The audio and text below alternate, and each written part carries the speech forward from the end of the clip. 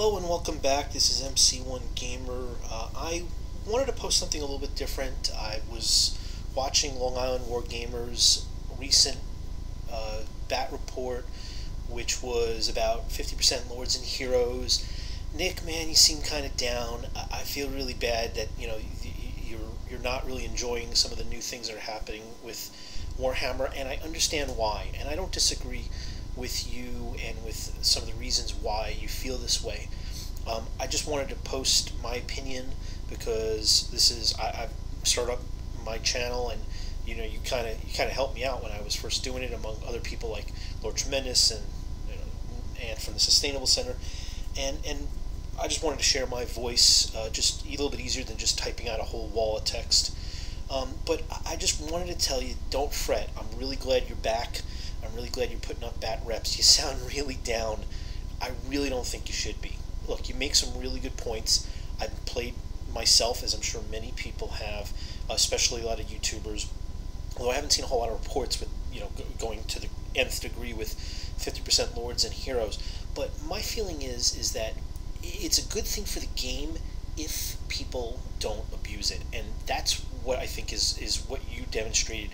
And I actually have a bat report with this as well. I just haven't cut it and cut the video, but it's ludicrous, just like yours was. I mean, 16 White Kings, 32 Goblin big bosses with great weapons.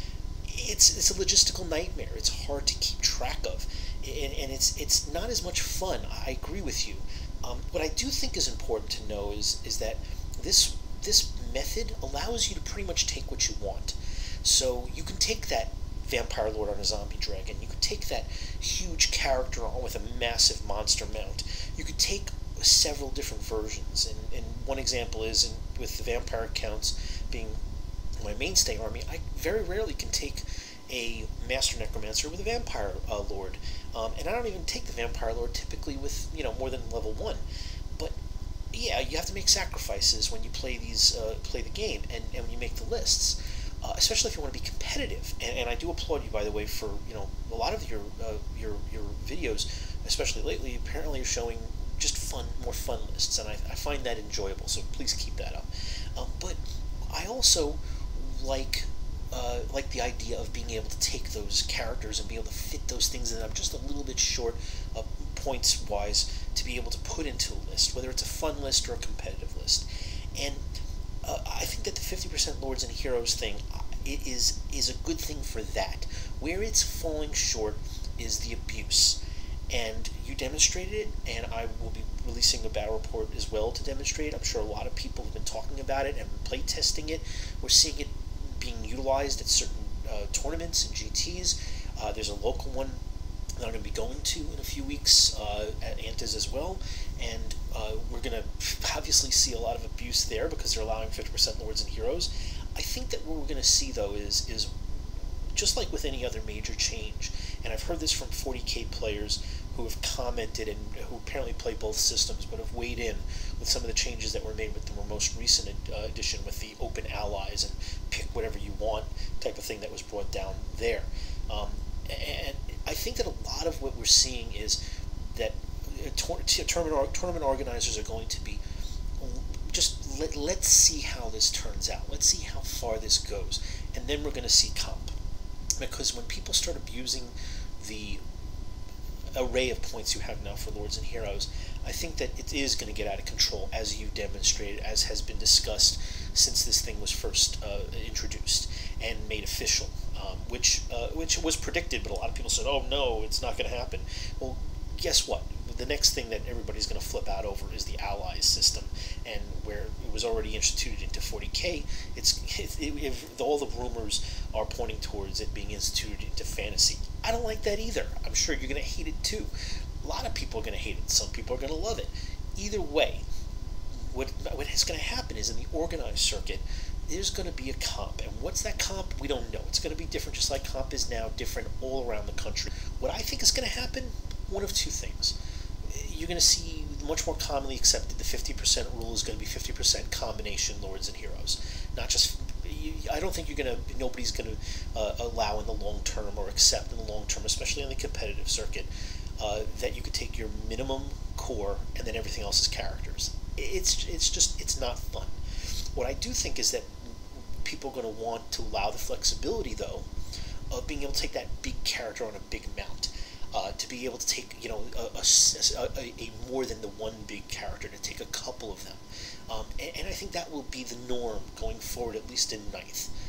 What I think is also going to happen, unfortunately, is with the allies, is that you're gonna also see that comped out, and changed and limited so that the abuse isn't there. How can they do that? One format is the 50%, combined. Another one is limits in terms of spam. So you can't take 16 White Kings. You can't take 32 Goblin Big Bosses. You can't take, what was it? I think it was like, I did one where my opponent took, I think it was 20 Witch Hunters. It's crazy, but it's a fun idea. But when you get it on the table, it's hard to keep track of all the different combinations you have, and which one was which, and who took that wound, and who has this magic item. That's the nightmare that I find. It's too much. It's overwhelming. Who's going to want to do it? It's a nice idea until you get it on the table, but comp is going to pull that back. But it's going to take a little bit of time, and people are going to have to experiment and make mistakes and just see how things fall. What does that mean? I think we're going to see limits on being able to take maybe dual Vampire Lords, dual any more than maybe one Demon Prince. One of the big things, and then of course limits and caps in terms of what the smaller things are. Is this the new normal? It could be for the time being. Ninth could change things. It could get pulled back with some rules. It could just be for the end times, to try and promote end times and fuel the end times. Ninth could go in a completely different direction, and even if it doesn't, 10th will be something different. And I just don't think that it's the end of it is the end times for Warhammer. It's just something different. There are things that you're not going to like, that you're going to like, and I think it's going to be adjusted. I think the competitive circuit is not going to allow it, continue, just the flat out, anything goes. Why would they? They don't let anything goes right now. So, stay strong. Can't wait to see your future battle reports.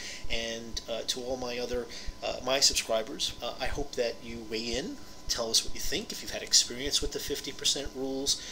So that's it. There you have it. Have a great day, everybody.